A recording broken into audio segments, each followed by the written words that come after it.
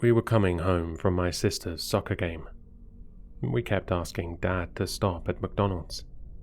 He gave us the typical "we have food at home" and "money doesn't grow on trees" talk. I think we were wearing him down. He looked at my mother, whispered something, and started to change lanes.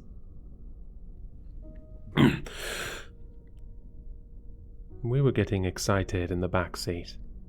Our house was only a mile or so down the road, and my dad was taking an unexpected turn.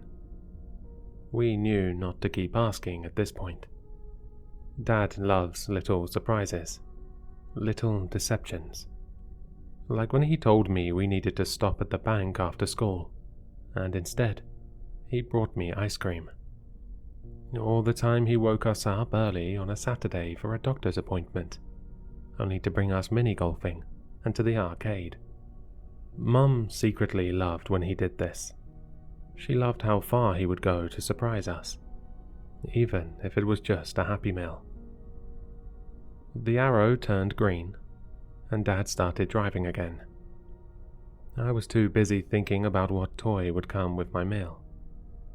I didn't see anything. I heard Dad shout, "Oh my God!" Then everything went black. I woke up seconds later. At least, it felt like it was seconds later. I wasn't in the car anymore. My vision was fuzzy. The lights were so bright. It felt like I was staring at the sun. I just wanted to wipe the sleep from my eyes, but my body felt like it was 1,000 pounds. I started to feel panicked. I heard a voice say, "Hey, buddy, it's okay. Easy now."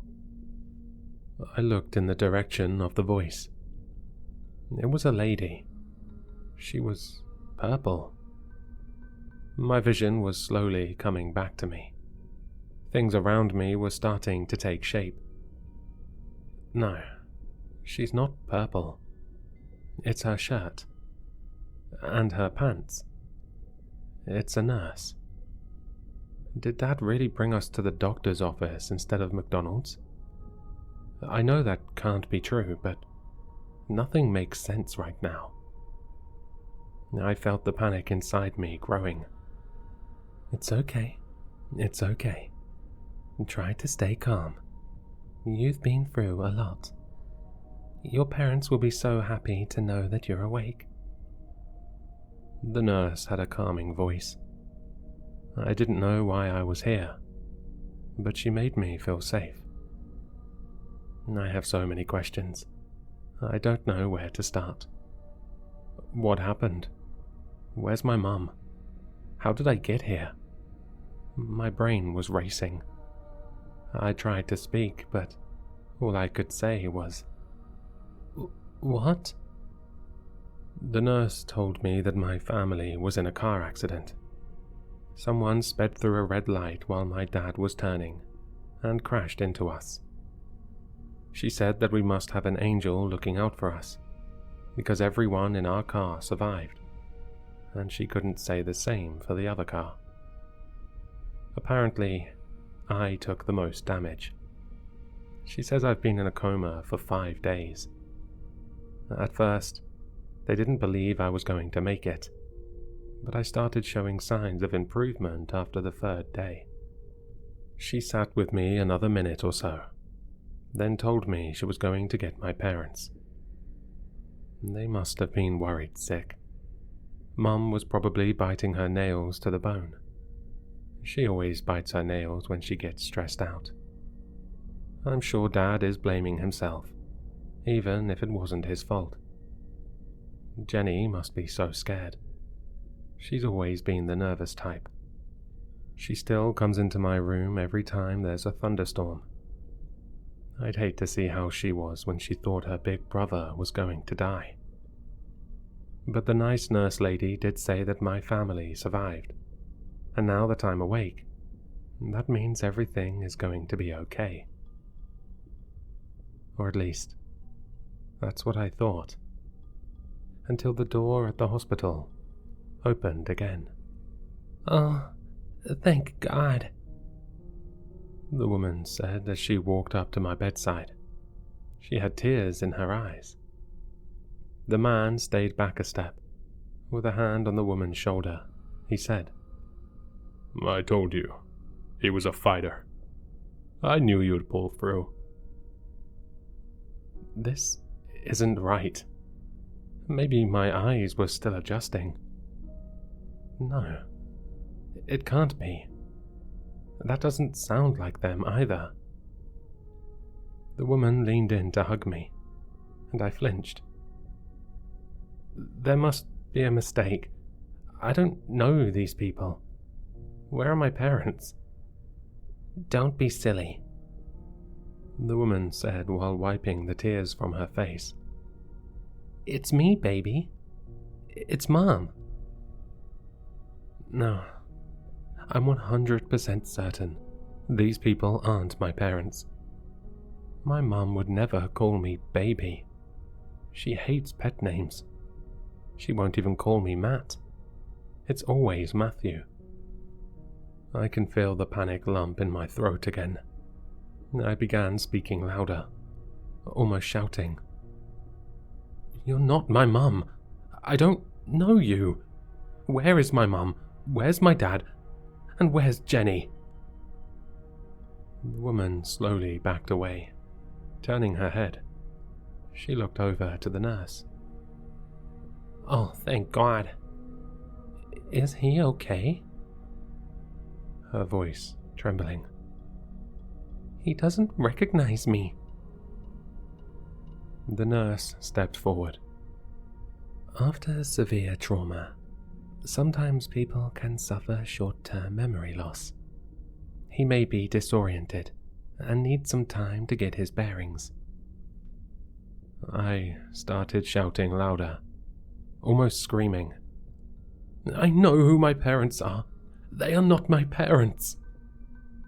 I pointed directly at the pair to emphasize my point. "And where's my sister? Where's Jenny?" "Sweetie, who's Jenny?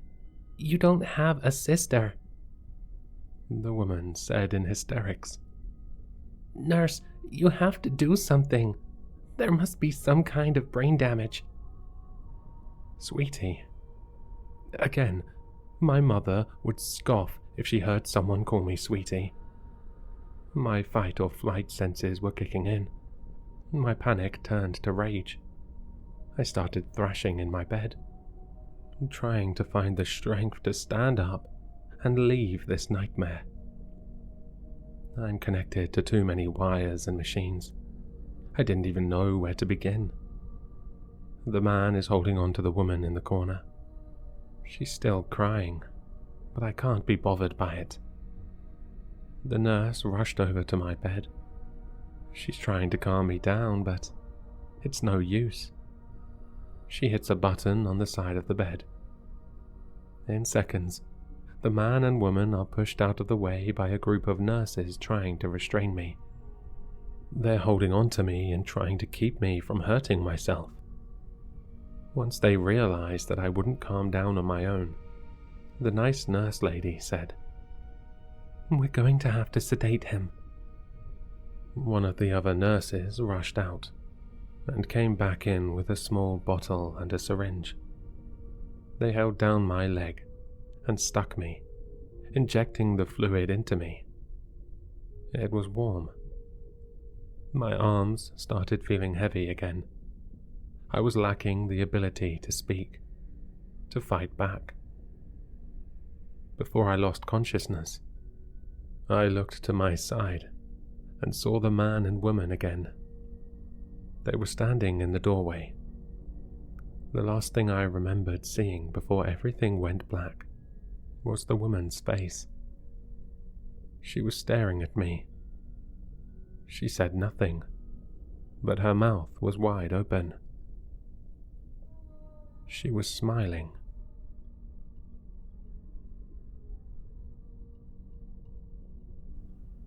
"Good morning, friends. Let's rise and shine. It's time for morning medicine and breakfast. Please make your way to the cafeteria. Let's have another amazing day. I'm so sick of the morning announcement. Every morning at 7 on the dot, I stare up at the intercom waiting for the announcement to end. It's too happy. It feels like fake happiness.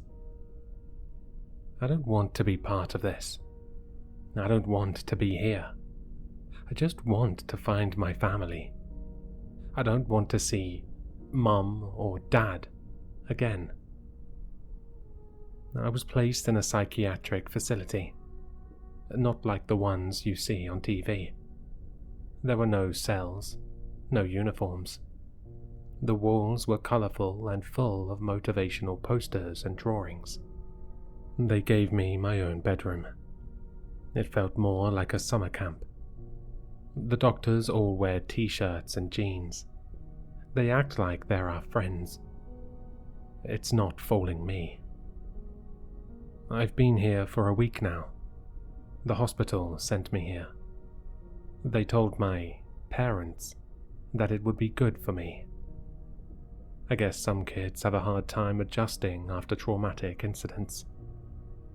This would be a good place for me until my memory started coming back. My memory never left. They think my real life was all a dream, that I'm imagining things from the coma. But I remember everything.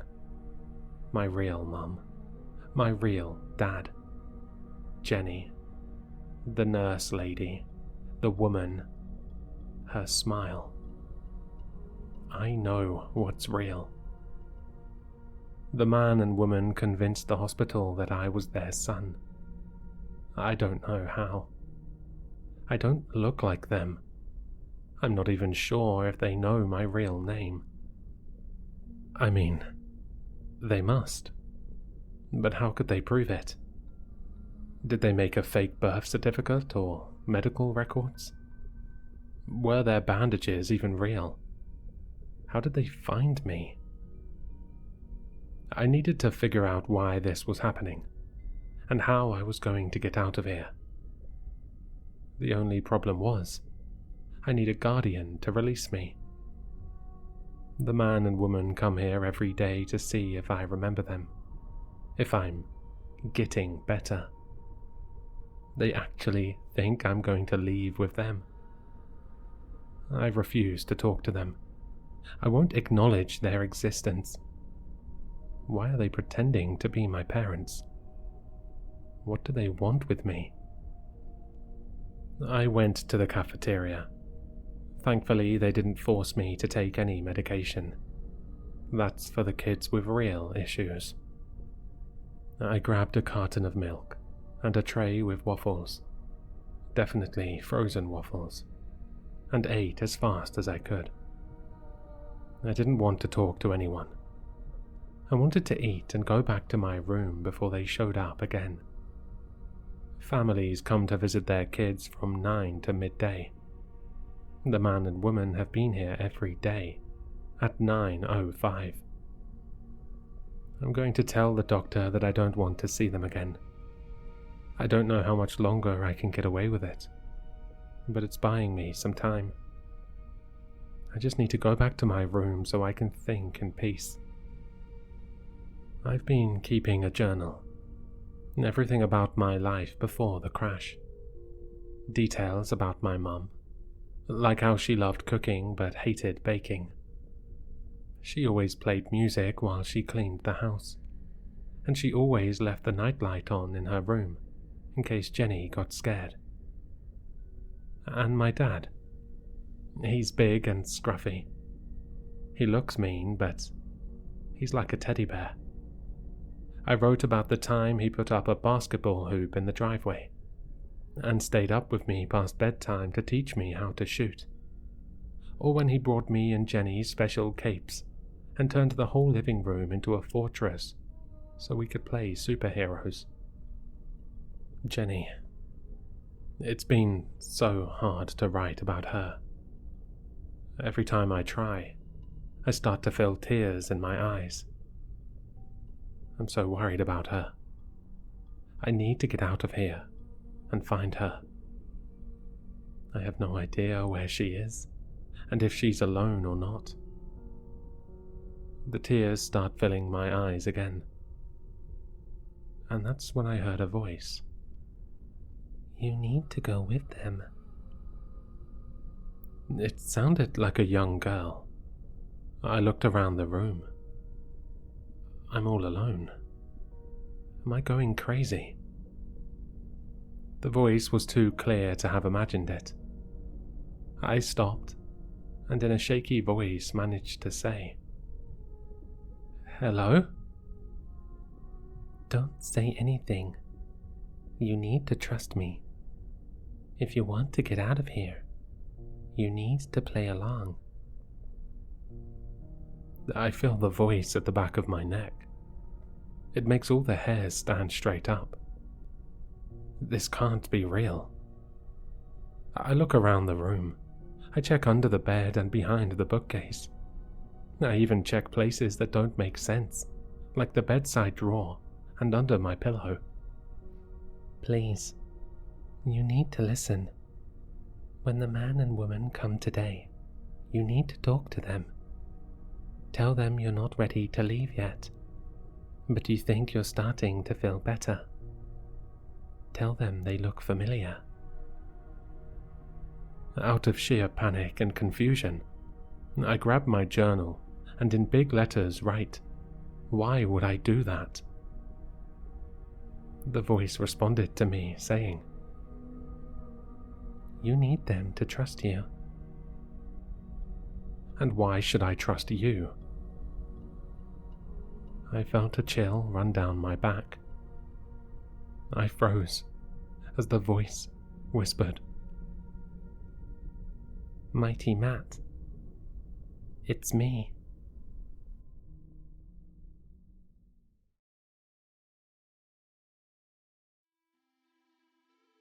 I hope you enjoyed the story.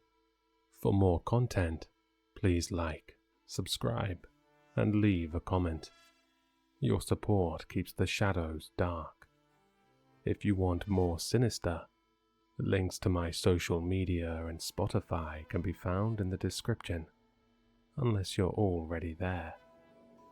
Don't forget to sign up to the Patreon, where you can see all the content a day earlier, and an exclusive video every month once we hit 20 patrons. Until next time, keep your lights low, eyes open, and your doors locked.